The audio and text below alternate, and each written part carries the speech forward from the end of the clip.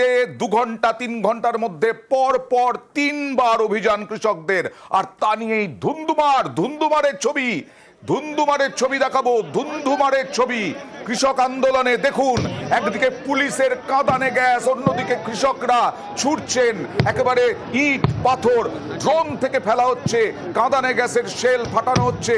কৃষকরা আজকে আন্দোলন, এটা হচ্ছে শম্ভু সীমানা মানে হচ্ছে হরিয়ানার সীমানা, দিল্লি হরিয়ানার সীমানায় তিনবার এখনো পর্যন্ত অভিযান করেছেন হাজার হাজার কৃষক।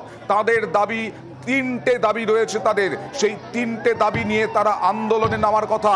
ইতিমধ্যেই গোটা দিল্লি যেন একেবারে সাজো রব হয়ে গেছে। গোটা দিল্লি সীমানা জুড়ে বিরাট সমস্ত নিরাপত্তার ব্যারিকেড গড়া হয়েছে। কথা বলবো প্রতিনিধি অতনুর সঙ্গে। অতনু, এই 3টে দাবি প্রথমে জানতে চাইবো। এই 3টে দাবি, 3টে থেকেও বেশি দাবি রয়েছে। সবচেয়ে বড় কথা হচ্ছে এই দাবিগুলো কিন্তু সেই 2020 যে সময় কথা তুমি বলছিলে যে এর আগেও এই ছবি আমরা দেখেছি, সেই 2020 থেকে।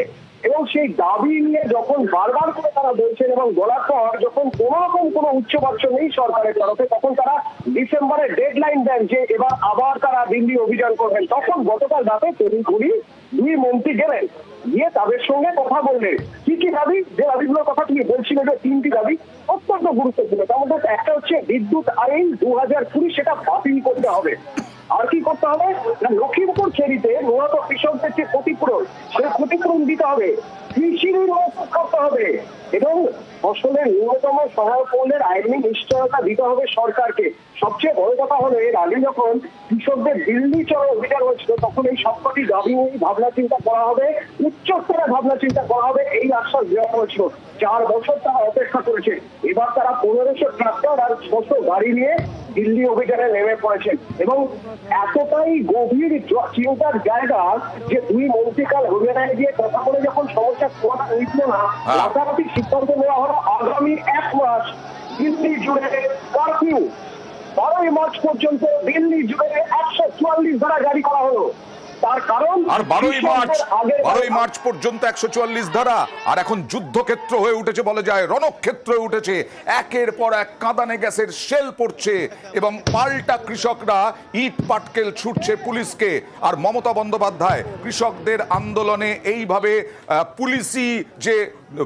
পুলিশি যে পদক্ষেপ, তার ব্যাপক সমালোচনা করেছেন। মমতা বন্দ্যোপাধ্যায় বলেছেন, ন্যূনতম দাবি দাওয়া নিয়ে কৃষকরা আন্দোলনে নেমেছেন। এক্স হ্যান্ডেলে তিনি লিখেছেন, টিয়ার গ্যাস ছুড়ে তাদের ওপর হামলা হলে দেশ কিভাবে এগোবে। দেখুন মমতা বন্দ্যোপাধ্যায়, টিয়ার গ্যাস ব্যাপক, মুড়িমুড়কির মতো টিয়ার গ্যাস ছোড়া হচ্ছে কৃষকদের ওপর। বিজেপির বর্বরোচিত আক্রমণের তীব্র নিন্দা করছি। মুখ্যমন্ত্রী মমতা বন্দ্যোপাধ্যায়, তৃণমূল নেত্রী মমতা বন্দ্যোপাধ্যায় এভাবেই সমালোচনা করেছেন। জোর করে আন্দোলন দমন না করে কৃষকদের অভিযোগ শোনা উচিত। কিন্তু কৃষকরা আজকে যে আন্দোলন, কোথাও সেরকম হিংসা ছিল না, অশান্তি ছিল না। কৃষক শ্রমিকের সমর্থন না পাওয়া কেন্দ্রের বড় ব্যর্থতা। এর আগেও আমরা দেখেছি কৃষক আন্দোলন বিরাট ভূমিকা নিয়েছিল দিল্লিতে। আজকেও দেখছি কৃষক আন্দোলন সবে শুরু হয়েছে। হরিয়ানার সীমানায় একেবারে ধুন্ধুমার রণক্ষেত্র পরিস্থিতি, এবং পাঞ্জাব থেকে কৃষকরা এসেছেন। কথা বলবো আরেকবার প্রতিনিধি অতনুর সঙ্গে। অতনু, কটা সংগঠন মিলে এবং কি পদক্ষেপ কৃষকদের পক্ষ থেকে আগামী সময়ে কি করতে চলেছেন কৃষকরা, কি জানা যাচ্ছে? সব মিলিয়ে 300টিরও বেশি সংগঠন, কৃষকদের 300টিরও বেশি সংগঠন, তারা এই অভিযানে নেমেছেন। এবং তাদের একটাই দাবি ছিল যে আমাদের কঠোর একবার প্রতিশ্রুতি দেওয়া হয়েছিল, সেটা মৌখিক, কিন্তু আমরা সরকারের কথা মেনেছিলাম, লিখিত প্রতিশ্রুতি কেন দেওয়া হয়নি। এবং তার জন্য তারা এবার দিল্লিতে আসতে চেয়েছেন। তারা সংসদের সামনে কথা বলবেন, র্যালি করবেন সারা রাজপথ জুড়ে। কিন্তু কোথায় করবেন? দিল্লির মানুষই তো এখন যানজটে বিব্রত হয়ে পড়েছেন। এত জায়গায় ব্যারিকেড করা হয়েছে, দিল্লিতে যানজট তীব্র আকার ধারণ করেছে। মানে 10 মিনিটের রাস্তা যেতে 1 ঘন্টা লাগছে। 2টো মেট্রো স্টেশন বন্ধ করে দেওয়া হয়েছে, লালকেল্লার প্রবেশপথ বন্ধ করে দেওয়া হয়েছে।